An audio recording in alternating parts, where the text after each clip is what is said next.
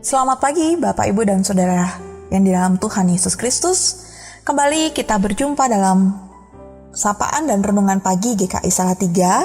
Hari ini, Kamis 21 Juli 2022 bersama saya, Pendeta Helen Ruth Manurung. Mari kita bersama-sama mengawalinya dengan berdoa. Terpujilah Tuhan yang Maha Baik, yang selalu melimpahkan kebaikan dalam hidup kami. Saat ini kami akan menyiapkan diri kami untuk menerima sabda Tuhan. Tuntun dan anugerahi kami dengan hikmat-Mu, supaya kami dapat memahami sabda-Mu. Terima kasih Tuhan, di dalam nama Tuhan Yesus kami berdoa. Amin. Renungan pada pagi ini saya berikan tema hidup dalam komunitas. Firman Tuhan dalam Roma pasal 15 ayat 1-2 dilanjutkan ayat 6 akan mendasari renungan kita pada saat ini. Kita yang kuat wajib menanggung kelemahan orang yang tidak kuat, dan jangan kita mencari kesenangan kita sendiri. Setiap orang di antara kita harus mencari kesenangan sesama kita demi kebaikannya untuk membangunnya.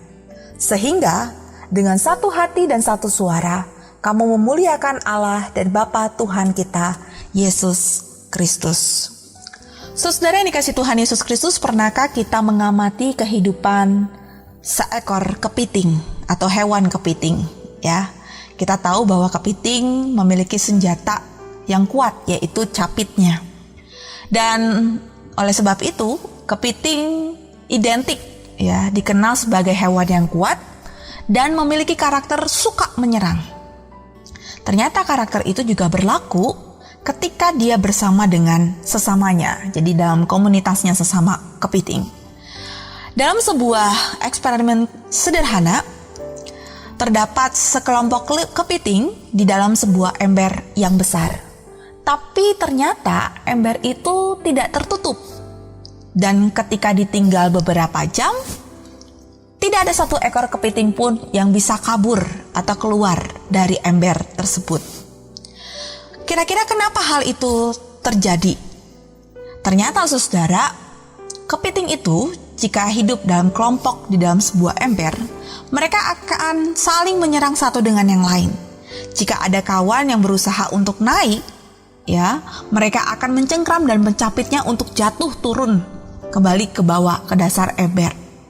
Dengan demikian, tidak ada satupun dari kepiting-kepiting itu yang akan berhasil keluar dari ember. Saudara, dari percobaan sederhana tadi, kita dapat menyimpulkan bahwa kepiting tergolong hewan yang egois, yang hanya memikirkan diri sendiri dan tidak peduli dengan kepentingan sesamanya. Nah, berbicara tentang soal keegoisan, tidak satu orang pun manusia yang tidak punya kepentingan sendiri. Kita harus mengakui bahwa kita punya yang namanya kemauan, keinginan. Bahkan kita punya begitu banyak kemauan. Tapi apakah kemauan itu adalah sesuatu yang membangun diri kita sendiri dan juga orang lain? Inilah yang harus menjadi perhatian kita. Jangan-jangan selama ini ketika kita bersikap, ketika kita memiliki sebuah karakter, kita punya pemikiran, pandangan, gaya bicara, dan kepribadian, semua itu lebih banyak diarahkan kepada kepentingan kita sendiri daripada kepentingan orang lain. Saudara, di dalam bacaan kita hari ini, Paulus mengajak jemaat di Roma yang berlatar belakang Yahudi untuk lebih peka dengan perasaan orang lain. Ya, dalam hal ini adalah saudara dalam satu gereja yang berlatar belakang non-Yahudi.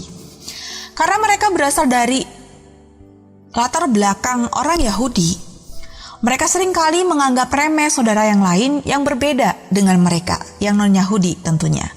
Mereka tidak menyadari bahwa dalam kelemahan-kelemahan saudara mereka yang non-Yahudi, mestinya mereka itu menopang mereka supaya hidup dalam sebuah keseimbangan.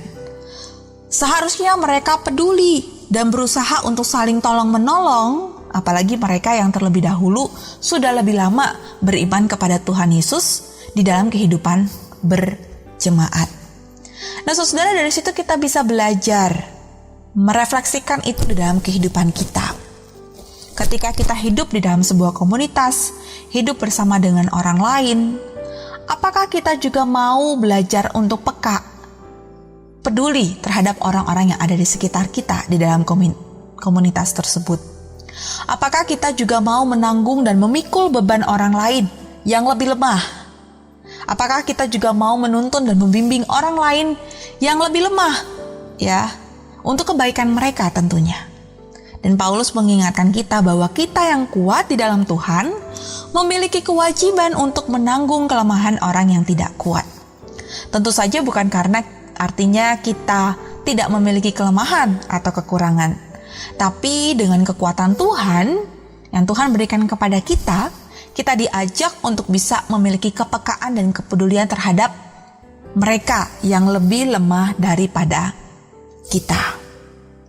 Saudara yang dikasih Tuhan Yesus Kristus, kita bisa belajar hal itu juga dari apa yang dilakukan oleh Tuhan Yesus.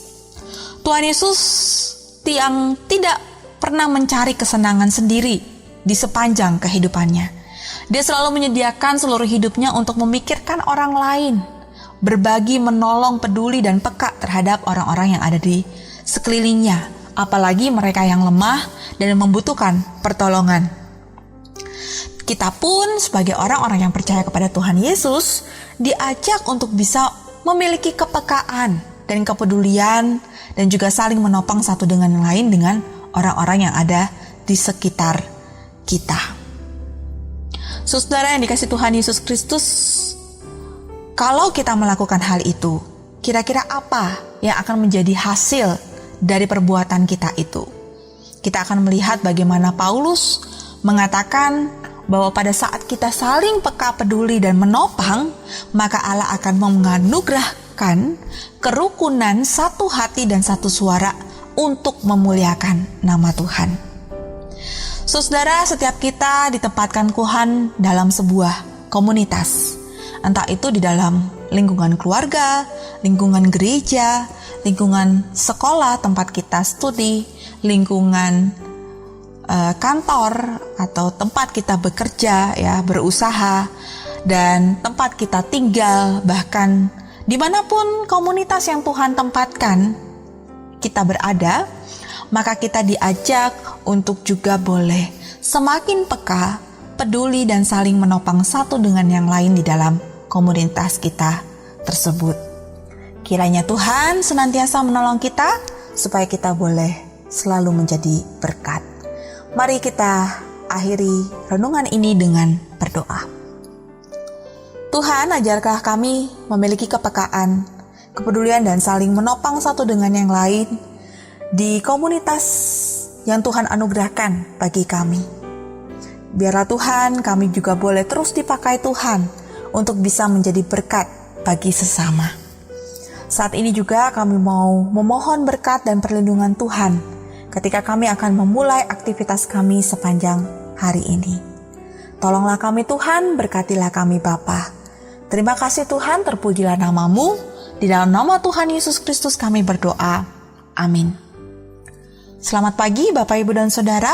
Selamat beraktivitas. Tuhan Yesus memberkati.